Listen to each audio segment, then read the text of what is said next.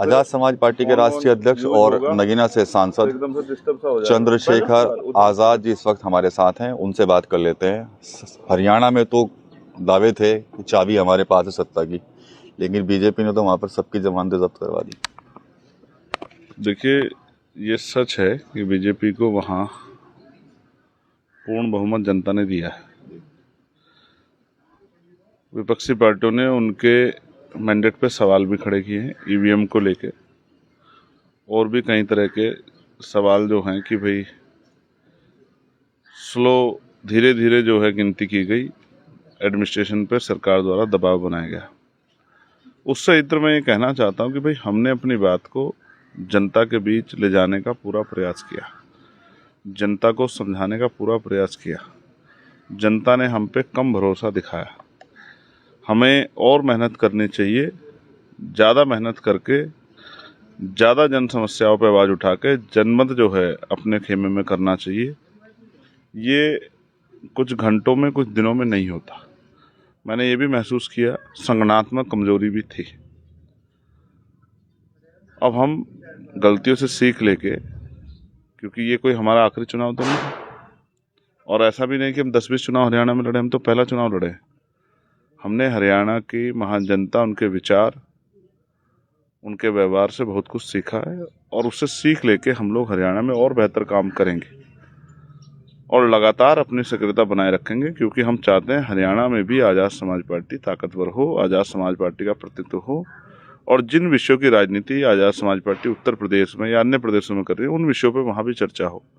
जैसे मैंने कई बार कहा कि कॉमन एजुकेशन पॉलिसी लागू होनी चाहिए, समान शिक्षा, जिससे अमीर और गरीब, बड़े और छोटे के आधार पर कोई बंटवारा ना हो, सब लोग सरकारी स्कूल में बैठ के अच्छे से पढ़ाई करें, क्योंकि बिना शिक्षा के कोई तरक्की संभव नहीं है। और समान हेल्थ पॉलिसी कि चाहे राष्ट्रपति हो, प्रधानमंत्री हो, चाहे विधायक हो, चाहे मुख्यमंत्री हो, चाहे सांसद हो, चाहे गांव के सरपंच हो, चाहे प्रमुख सचिव से लेके किसी भी अधिकारी के बच्चे हों, थाना अध्यक्ष से लेके एसडीएम, कानूनगो, तहसीलदार, जितने भी सरकारी विभाग हैं, उन सब का बीमार होने पे और उनके परिवार का इलाज सरकारी अस्पताल में होना चाहिए, जिससे महंगाई के इस दौर में लोगों की जेब कटाई भी बंद हो और अच्छी जो है हेल्थ व्यवस्था हो कि बीमार होने पे बहुत अच्छा इलाज और जीवन रक्षा। तो इन पॉलिसी जो हमारा विचार है हिस्सेदारी का, बैकलॉग भरा जाए, नौजवानों को रोजगार मिले, उद्योग धंधे लग के जो है पढ़े लिखे बेरोजगार नौजवानों का ख्याल रखा जाए, बेरोजगारी भत्ता दिया जाए, जो वंचित जातियां हैं उनको जो है आगे बढ़ने के अवसर दिए जाएं, ये तमाम तरह की जो महिला सुरक्षा हुई, किसानों को एमएसपी गारंटी हुई, न्यूनतम वेतन, आपको याद होगा मैंने पार्लियामेंट में 29 जुलाई में आवाज़ उठाई थी कि न्यूनतम वेतन 700 रुपये होना चाहिए, और फिर हमने 11 तारीख को एक बड़ा आंदोलन भी किया, उसमें भी उस विषय को रखा। फिर सरकार को फैसला लेकर 783 रुपये न्यूनतम वेतन करना पड़ा। इसी तरह से हर एक मुद्दे पे हम लोग लगातार संघर्ष करते रहेंगे। हरियाणा शुरुआत, अभी बहुत कुछ हरियाणा में आगे काम बाकी है। अगले 5 साल तैयारी करेंगे, जनमत का सम्मान करेंगे। क्या लगता है कि हरियाणा में जेजेपी के अलावा किसी और से गठबंधन करते तो फायदे में रहते? ठीक है, जो बीत गया अब उस पर क्या सोचना, और फायदे नुकसान की नहीं, जनता की आवाज़ बनने के लिए लड़ाई लड़ रहे हैं। अब भी जब अगर सरकार कुछ गलत करेगी या किसी को कोई परेशानी होगी तो उनकी आवाज़ सड़कों से उठाएंगे।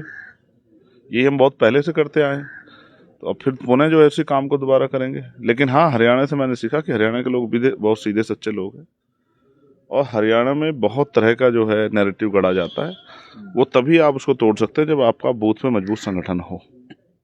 तो संगठनात्मक कमजोरी भी थी, जिसका खामियाजा भुगतना पड़ा। और ज़्यादा मेहनत करेंगे, अपने ऊपर और भरोसा करेंगे, ज़मीन पे जाके लोगों की आवाज़ उठाएंगे, और भविष्य के चुनाव में जो सीख वहाँ से लगी है उनको ध्यान में रख के काम करेंगे।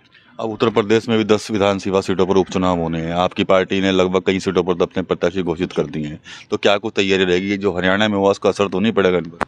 नहीं, देखिए, मैं फिर आपसे कहूँगा, आपको याद होगा 2022 का विधानसभा चुनाव, और फिर आपको कितना जो है भाजपा को बहुमत मिला, और 2024 में क्या हुआ, और उसी 2024 में जहां 5 सीटें हरियाणा में विपक्ष जीता, 5 भाजपा जीती, वहीं जो है उसके 6 महीने के अंदर चुनाव में, विधानसभा चुनाव में क्या हुआ। तो मैं फिर आपसे ये कहूँगा कि चुनाव चलते रहेंगे, अलग अलग जगह जनता में अलग अलग तरह की जागरूकता है और अलग अलग तरह की समस्याएं हैं। हाँ, यहाँ जैसे वहाँ बहुत सारी फसलों का, जीरी की फसल है और फसलें वहाँ की महत्वपूर्ण फसलें, यहाँ हरियाणा में हमारी गन्ने की फसल है। तो गन्ना का दाम जो है वो उचित दाम नहीं मिल रहा है किसानों को, और कई जगह पे धरना चल रहा है, शामली में चल रहा है। अभी डेलीगेट के चुनाव हुए, गन्ना सोसाइटी के, उसमें भ्रष्टाचार हुआ, उसमें जो है लोगों के पर्चे निष्क्रिय, तो यहाँ किसान उस पर भी आंदोलन कर रहे हैं। तो किसानों को मील से समय पे पैसा नहीं मिल रहा है, पूरा पैसा नहीं मिल रहा है, और यहाँ पे आबादी बहुत ज़्यादा है, तो यहाँ मजदूर परेशान है, यहाँ पढ़े लिखे नौजवान बीएड के बच्चे परेशान हैं, बीटीसी के कोई भर्ती नहीं आ रही है शिक्षा विभाग में। जो पहले भर्ती आई थी उनमें घोटाले हो गए हैं, उनमें पेपर लीक हो, आपको आज भी याद होगा पुलिस की भर्ती का पेपर लीक हुआ था। जब आवाज़ उठाई सीएम मना करने लगे कि ऐसा कुछ है नहीं, लेकिन बाद में उस बात को स्वीकार करना पड़ा। फिर मैंने पत्र लिखा कि भाई इस पुलिस की भर्ती को दोबारा कराओ, तो पुलिस की भर्ती दोबारा करानी पड़ी। और कानून व्यवस्था का हाल देख लीजिए क्या है यहाँ उत्तर प्रदेश में। जिस तरह से रोज़ हत्याएं हो रही हैं, रेप हो रहा है, लोगों को मारा जा रहा है, तमाम तरह की परेशानियाँ खड़ी हो रही है, लोग आंदोलन धरने कर रहे हैं। तो इस तरह से जो उत्तर प्रदेश की राजनीति वो अलग तरह की राजनीति है। तो हम लोग कोशिश करेंगे कि उत्तर प्रदेश में बहुत बेहतर रिजल्ट आज़ाद समाज पार्टी दे। इसके लिए हमारे कार्यकर्ता, हमारे नेता भीम आर्मी आज़ाद समाज पार्टी के लगातार मेहनत कर रहे हैं, और उन्होंने मेहनत करके इस जमीन में वो बल तैयार किया है कि जन समर्थन हमारे खेमे में रहे। किसी से अलायंस तो नहीं करेंगे उपचुनाव में, या अकेले ही? देखिए, मैं तो बहुत कुछ चाहता था, लेकिन पार्टी के कुछ इंटरनल डिसीजन हैं, पार्टी की स्टेट कमेटी के डिसीजन, और मैंने आपको कई बार कहा आपके चैनल के माध्यम से कि हमारे यहाँ स्टेट कमेटी को प्राथमिकता दी जाती है। जो लोग फील्ड में काम कर रहे हैं, विधानसभा, जिले, प्रदेश में, मंडल में जो लोग काम कर रहे हैं, तो मैं तो कुछ चाहता था, लेकिन वो नहीं संभव हो पाया, क्योंकि अभी तक वो संभव नहीं हो पाया, क्योंकि स्टेट की टीम ने अपने तरीके से, उनका मत ये है कि हमें जो जिस स्थिति में आज हम खड़े हैं उसका आकलन करना है कि हमने जो मेहनत की है पिछले 2022 से और अब तक 2 साल में हम कहाँ खड़े हैं और हमें आगे कितनी मेहनत की ज़रूरत है। तो वो उसका आकलन, सही आकलन तभी होगा जब हम अपने बलबूते पे चुनाव लड़ें। क्योंकि अगर हम किसी के साथ मिलकर चुनाव लड़ते हैं तो आकलन नहीं हो सकता है। जैसे आप हरियाणा के लिए पूछे थे कि ऐसा होता तो क्या होता, तो अपने बलबूते पे हमारा संगठनात्मक स्थिति कैसी है, हमारे सेक्टर बूथ की जो मेहनत है वो कैसी है, जो भाईचारा हमने SC ST OBC माइनॉरिटी के लोगों में बनाया, मुस्लिम भाईचारा बनाया, वो उसकी स्थिति कैसी है, इन सब का पता तभी लगेगा जब हम अपने बलबूते मैदान में जाएंगे और हमारे कार्यकर्ताओं को मौका मिलेगा अपनी मेहनत करने का और जन समर्थन हासिल करने का। बसपा भी इस बार उपचुनाव की दौड़ में है, को कैसे देखते हैं? ठीक है, लोकतंत्र में सभी पार्टियों को लड़ना, बसपा को भी लड़ना है, और जो अन्य पार्टी है उत्तर प्रदेश उनको भी लड़ना है, और जो मुख्य पार्टी है जो सत्ता में उनको भी लड़ना है। तो लोकतंत्र है, सबको अधिकार है, तो उनको अलग से देखने की जरूरत नहीं। जो जितनी मेहनत करेगा समाज का उतना, जनमानस का उतना समर्थन उनको मिलेगा। नरसिंहानंद का बयान आया था, आपने देखा होगा, उस पर काफ़ी हल्ला हुआ है, हालांकि एक्शन भी हुआ है उनके ऊपर, क्या कहेंगे आप? देखिए, गलत है उनका बयान, और मैं समझता हूँ कि इस तरह के जो छोटभैये लोग हैं, ये अपने आप को हाईलाइट करने के लिए इस तरह के बयान देते हैं। जैसे मैं यहाँ से जमीन से सूरज पे कोई पत्थर फेंकूं तो ऐसा थोड़ा सूर्य का ताप का तो कम हो जाएगा, या जो सूर्य की जो दृढ़ शक्ति है वो कम हो जाएगी। तो किसी भी इष्ट के ऊपर अपमान करने से उनका अपमान नहीं होता है, ये तो हमारी जबान है कि हम अपने मुंह से कुछ भी कहते हैं। तो कर्मों के आधार पर समाज ने महापुरुषों का चयन किया है, पीर पैगंबरों का चयन किया, ऐसे नहीं किया है कि किसी को भी पीर पैगंबर मान लिया गया। उसके कर्म, उसने जो जीवन भर संघर्ष किया, किस लिए किया, अपने लिए किया, अंतिम व्यक्ति के लिए किया, गरीबों के लिए किया, कमजोरों के लिए किया या अमीरों के लिए किया, उसका संघर्ष। जैसे देश के प्राइम मिनिस्टर पे खुलेआम ये आरोप लगते हैं कि वो पूंजीपतियों की, अडानी अंबानी के करीब है, उनके दोस्त हैं। तो हम ये जो इष्ट हैं जिनका चयन जो होता है वो उनके करैक्टर से होता है कि उन्होंने आजीवन क्या किया। तो हजरत पैगंबर मोहम्मद साहब का जब आप जीवन पढ़ोगे, मैंने तो उनको नहीं देखा, मैं तो इस्लाम धर्म का हिस्सा नहीं हूँ, लेकिन जब आप उनका जीवन पढ़ोगे तो आपको एहसास होगा कि उन्होंने किस तरह से पूरी ज़िंदगी जो है, जो हादसे पे लोग थे, जिनको अपमानित किया गया, जिनके साथ गैर, उनको बराबर लाने का और उनको कुर्सी देने का प्रॉफिट ने जो काम किया है वो अतुलनीय है। उसके कोई तोड़ नहीं है। शायद उसके बाद जो है 2-3 करैक्टर और हैं इस्लाम में, हजरत उमर और तमाम लोग, जिन करेक्टरों ने जिन आदर्शों ने बहुत बड़े काम किए। और मैं तो ये भी कहूँगा, किसी भी धर्म के इष्ट पे टिप्पणी करना, चाहे वो सनातन के हों, चाहे वो इस्लाम के हों, चाहे वो क्रिश्चियंस के हों, चाहे वो बौद्धिस्टों के हों, और चाहे वो जैनों के हों, किसी भी धर्म के इष्ट पे टिप्पणी करना, उनको अपमानित करने के नजरिए से ठीक नहीं है। मैं इसका समर्थन नहीं करता। और आप महसूस कीजिए, जिस तरह से भगवान बुद्ध की आलोचना यहाँ होती है, जिस तरह से ईसा मसीह की आलोचना यहाँ होती है, और क्या नहीं किया आप बताओ। ये हिंदू संगठनों के लोगों ने कितने चर्चों में जो है आग लगा दी, कितने चर्चों को तोड़ दिया, उनके पृष्ठ जो हैं जो वहाँ पढ़ाते हैं उनको पीट दिया। तो ये जो एक अंतर विरोध चल रहा है, इस विरोध का कोई तो अंत होगा। भारत एक बहुत विस्तृत शाखा है, एक बहुत बड़ी जो है दुनिया है भारत, और इसमें अनेक धर्मों के लोग रहते हैं। और किसी सिर्फ निजी स्वार्थ से, राजनीतिक एजेंडे से किसी को किसी भी धर्म पर टिप्पणी करके उनको अपमानित करना, ये ठीक नहीं है। मैं ऐसे हर व्यक्ति के खिलाफ सख्त कार्रवाई की मांग करता हूं जो इस तरह के कार्य करते हैं।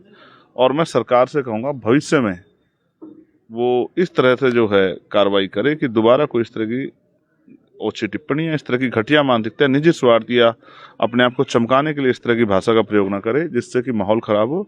जिस तरह का माहौल इस बयान के बाद बना, अस्थिरता बनी, उससे नुकसान हुआ आम जनमानस को और आपसी भाईचारे को। ये नहीं होना चाहिए।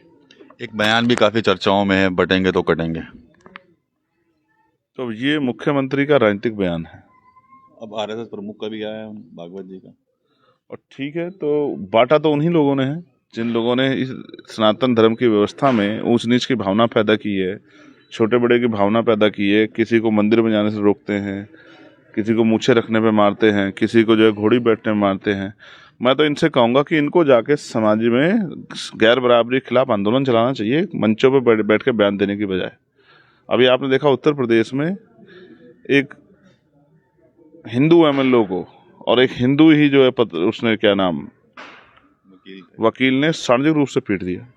वो भाजपा के एमएलए, सोचे विपक्ष के एमएलए भी नहीं। तो कौन बांट रहा है? जाति धर्म के आधार पर ऊंच नीच की व्यवस्था आपने पैदा की है, जाति के आधार पर अपमानित करने का काम आपने किया है, जाति के आधार पर लोगों का शोषण करने का काम आपकी व्यवस्था ने किया। तो आप किस आधार पर कह दोगे बटेंगे कटेंगे? ये चुनावी नारा है। अगर इसमें जरा सा भी सच होता तो डॉक्टर बाबा साहब अम्बेडकर को बौद्ध धर्म की दीक्षा नहीं लेनी पड़ती। 2 दिन बाद 14 अक्टूबर है, 1956 में बाबा साहब अम्बेडकर ने बौद्ध धर्म की दीक्षा ली थी। इसी व्यवस्था से अपमानित होकर ली थी, क्योंकि इस व्यवस्था में ऊंचे पायदान में बैठे लोगों ने इस व्यवस्था में परिवर्तन को स्वीकार नहीं किया, जिस पर आज चर्चाएं होने लगी हैं। अगर उन्होंने इसको स्वीकार किया तो शायद आज स्थिति ऐसी नहीं होती जो आज बन गई है। ये सब इसी व्यवस्था में चोटी बैठे लोगों की जिम्मेदारी थी कि उस व्यवस्था को इतना जो है परिवर्तनशील बनाते कि इस व्यवस्था में पैदा हुआ आदमी अपने आप को अपमानित महसूस नहीं करता। आपको याद है डॉक्टर बाबा साहब अम्बेडकर ने क्या कहा कि मैं हिंदू धर्म में पैदा हुआ हूँ, ये मेरे बस की बात नहीं थी, लेकिन मैं हिंदू धर्म में मरूंगा नहीं, ये मेरे बस की बात है।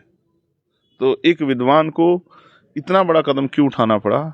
ये इसी आपकी व्यवस्था की खामियां देन है, जिसका पूरी दुनिया में जिसका सम्मान होता है, उसको क्यों जो है हिंदू धर्म छोड़ना पड़ा, सनातन धर्म छोड़ना पड़ा?